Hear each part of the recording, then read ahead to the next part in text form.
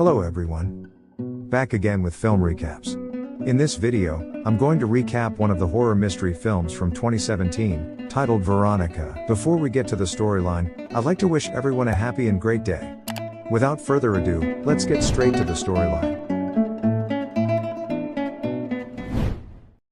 The movie opens in Madrid in 1991, with emergency services responding to a call from a young girl.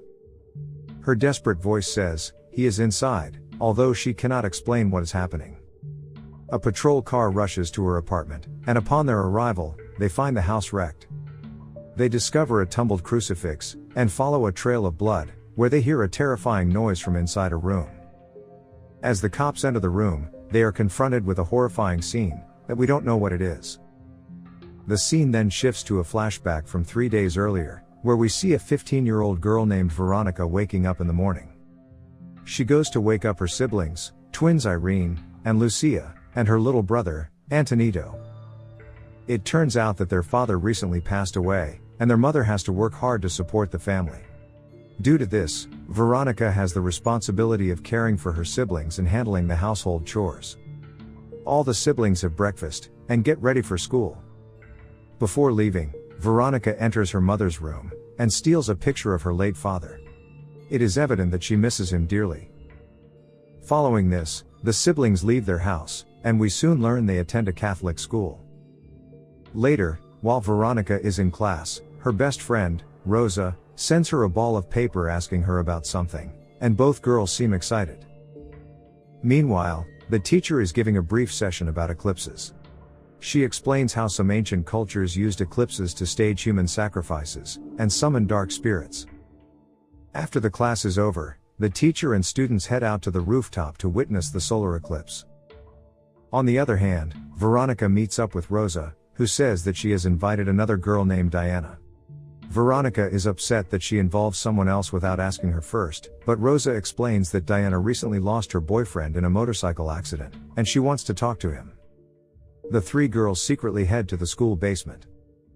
At this moment, we find out that they are planning to conduct a seance using an Ouija board, because Veronica wants to talk to her late father. Rosa mentions that they need a personal item from the person they want to contact, so Veronica has brought a picture of her father, but Diana hasn't brought her late boyfriend's stuff. The girls then lay out the Ouija board and place their fingers on a glass. They close their eyes, and ask if there's someone present with them. And then all of a sudden, Yo no he sido, lo juro. The glass moves, indicating that a spirit is nearby. The girls inquire about the identity of the spirit, and if it wishes to communicate. They then specifically ask if the spirit is Veronica's father, but the glass just moves wildly. The girls once again ask the same question, and the spirit responds by moving the glass towards the sun symbol on the board. During this, Rosa and Diana have to remove their fingers because they begin to burn, but Veronica keeps on holding the glass. It begins to move, and her friends get scared and ask what's happening. During this, the moon starts to get in between the sun, and the glass breaks. Veronica has her index finger bleed at the sun symbol, and the candles also fall, prompting the girls to quickly put out the flames. Moments later, when Diana and Rosa turn on the flashlight, they see that the board is broken, and Veronica is on the ground, unconscious. Diana rushes off to find help, while Rosa notices that Veronica's lips are moving. Rosa is terrified when Veronica says something uncontrollably. Just then, Veronica sits up and screams. In the next scene, she wakes up in the school infirmary, and the doctor informs her that she had fainted for no apparent reason. When the doctor inquires about her menstrual cycle, Veronica reveals that she still hasn't gotten her first period. Outside, her sisters are waiting for her, and at this moment, they notice the school's blind headmistress, whom everyone calls Sister Death. She seems to be staring directly at Veronica, as if she can see her. Upon arriving home, Veronica places her backpack, containing the broken Ouija board, on top of the closet. She then exits her room, but soon hears some unusual sounds from the room. When she returns back, she finds her bag on the floor. She puts it back in the closet and leaves, but the same thing happens again. Puzzled, Veronica eventually places her bag under the bed and leaves the room. Afterward, As she is having dinner with her siblings, something very strange happens. Her hand starts to freeze up without her will. Veronica tries to eat a meatball, but she can hardly bring the fork to her mouth. The terrified Irene accidentally spills the milk, and Veronica turns back to her senses, but she doesn't know what just happened. Later, while washing her clothes in the sink, she notices bruises on her shoulders and becomes horrified. The strange occurrences continue to disturb Veronica even at night. As she is bathing Antonito, she suddenly hears a loud bang from her room, which she assumes is from her sisters. But when she hurries to the room, her sisters aren't there. And then all of a sudden, she hears Antonito screaming from the bathroom, and after some struggle, she manages to get out of her room. Veronica quickly takes her brother out of the bathtub and discovers that he's been burned, even though he insists he didn't touch the faucet. Afterward, as she puts ointment on Antonito, she apologizes, saying she shouldn't have made the water so hot, but the little boy says he knows it wasn't her. Before going to sleep, Veronica takes her backpack out from under the bed, and puts it in the closet. Around midnight, she suddenly wakes up to find her closet door opening. Veronica gets up and slowly opens the door, only to find her siblings hiding inside. Suddenly, she hears a male voice calling her name. As she turns around, she notices that it's her naked father, who is approaching her, repeating her name over and over again. Just then, some terrifying burned hands drag her into the bed, and begin to suffocate her. Luckily, she realizes that it was just a nightmare. At school, Veronica tries to begin their paper crumpling routine with Rosa, but the latter seems to avoid her, and instead communicates on the paper ball with Diana.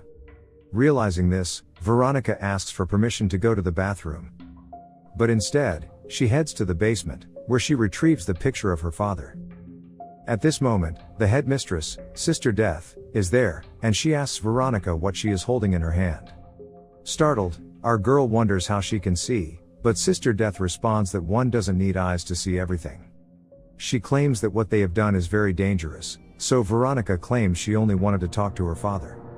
Sister Death then takes a look at a photo of Veronica's father, and immediately senses that it's not her father who responded to the seance, but an evil spirit. She warns that her siblings are in danger and that she must protect them. Holding up her crucifix, she commands the shadows to leave the body that does not belong to them, but her command is not powerful enough. Upon arriving home, Veronica reads an occult magazine to ward off evil spirits. She copies symbols from it, and hangs it in her siblings' room to protect them. Moments later, a downstairs neighbor appears, and complains to Veronica about the noise. She claims that it seems like the ceiling is going to fall due to her dancing, and that a stain is appearing right under Veronica's room, and she asks if there's a water leak. Hearing this, Veronica is speechless. That evening, Veronica is hanging some sheets when she hears her sister's walkie-talkie ringing. She tells them to go to sleep, but suddenly, a low voice tells her to help her siblings because she was the one who summoned the devil. Just then, Veronica sees a figure enter her sister's room, and rushes to check on them. But upon reaching there, she realizes that they are asleep in their bed. And when Veronica tries to leave, she suddenly sees a shadowy figure on the wall, and notices that the protective symbol drawing she hung earlier is burning. A terrifying hand then shows up and starts choking Lucia. When the devil disappears, her sisters assume that Veronica was the one choking her. After the incident, Veronica tells her siblings that there is someone they cannot see, and tells them that they will sleep together. A while later, a noise startles her awake, and she notices a shadow behind the glass of the living room door.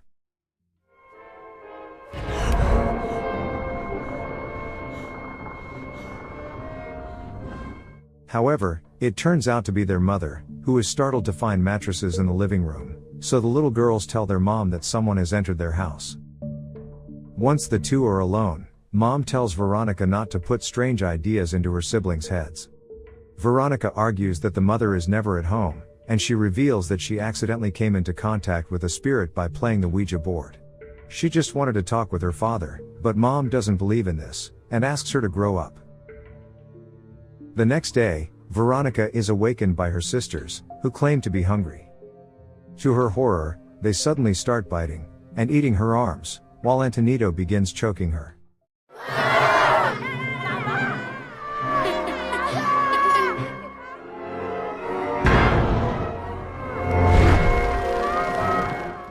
But the next second, Veronica awakens from her sleep and realizes that it was yet another nightmare. She also notices blood on her bed and clothes, which means that she has gotten her first period. That afternoon, while cleaning her mattress, Veronica turns it over and sees a strange stain underneath, which looks like a burnt mark.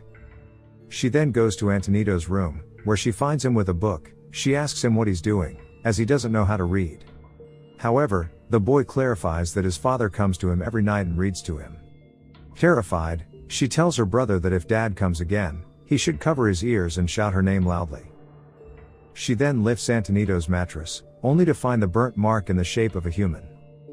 After this, she checks both her sisters' mattresses, and finds the same mark again. Frustrated, Veronica goes to the school basement, where she meets Sister Death and seeks answers from her. The headmistress finally reveals that she intentionally blinded herself in an attempt to stop visions of evil spirits, but this didn't work at all, as she still sees and senses them. Veronica says that the shadows are not afraid of the crosses and the amulets, so Sister Death tells her that God has nothing to do with this.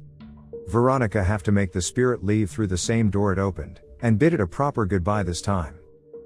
Before leaving, she emphasizes that the answer is in the books, and what was done wrong must now be done correctly. Later on, Veronica reads the same occult magazine, and the book explains how to close the session. They must properly say goodbye to the session they have started. The magazine, however, warns that if they do not bid farewell, the evil spirits can linger, and they must try again another time. Following this, Veronica visits Rosa, who is in the middle of a party, and insists that they must do the session again to say goodbye. However, Rosa and Diana refuse, saying this is all nonsense, and our girl is evicted from the venue. It is at this point that Rosa finally reveals what Veronica was whispering in her subconscious state. She actually said that she was going to die in 3 days. Terrified, the poor girl goes to her mother's workplace, and pleads with her to stay home tonight, but Mom claims that she is too busy and suggests they hang out tomorrow instead. An upset Veronica then returns home with her siblings and recalls what Sister Death said. Determined to end it once and for all, she takes out the broken board and puts it back together. She tells her siblings that they are going to play a game, and instructs Antonito to paint the protection symbol she found in the magazine on the walls of the hallway. Later on, the sisters are getting ready for the game, while Antonito starts painting the wall with protection symbols. But he grows tired of drawing the same thing, so he turns the page, and paints the other symbol instead. Shortly after, Veronica and her sisters get ready to play on the Ouija board by placing their fingers on the glass. Veronica then asks if the spirit is with them, and it appears that it is. She tells the spirit that they have gathered to say goodbye to him, but it responds with a firm no. In the magazine, it says that to properly end the session, they must sing a soft song. So, the 4 siblings decide to sing together. However, as they begin to sing, they start to hear strange noises and creaking doors. Veronica insists that they continue despite their fear, but the noises grow louder and louder. Not long after, the door opens and the Ouija board breaks again, and then the glass rolls away. Seeing this, Veronica follows the glass as it rolls into her room. She opens the door, and takes out her flashlight and focuses on the stained mattress. But as she goes near, a hand suddenly emerges from the mattress and grabs her, attempting to pull her in. Veronica somehow manages to break free and run back to her sisters. In a state of panic, she calls the police and claims that someone has broken in, though she cannot specify who. Just then, the burnt spirit snatches her brother and takes him away. Veronica frantically follows Antonito to the bathroom. Because of the adrenaline, she trips and loses her consciousness. When she regains consciousness, she finds her brother safe in the bathtub and carries him. Veronica gathers her sisters, and they decide to leave the house together. They soon reach the exit door of the house, but when Veronica checks the nearby mirror, she realizes that she isn't holding Antonito in her hands. Worried, Veronica asks her sisters to leave first, and goes upstairs to rescue her brother. It turns out that her brother is still in the bathroom, and the shadowy figure suddenly strikes her head. Veronica then grabs a sharp piece of glass, and moves forward cautiously. Moments later, she finds Antonito in the closet, covering his ears and calling out her name for help. She tries to talk to him, but he doesn't respond and doesn't even recognize her. At this point, Veronica recalls how she had asked him to cover his ears in case their dad comes back. With this realization, it finally dawns on her that she has been possessed by the spirit the entire time, and that she has been harming her siblings, under its control. To protect her brother, Veronica grabs the sharp glass and attempts to slash her own throat. However, the demon stops her from killing herself, and instead puts its arm inside her mouth, choking her. Just then, the police officers arrive at the scene, and are shocked to see her being attacked by an invisible force.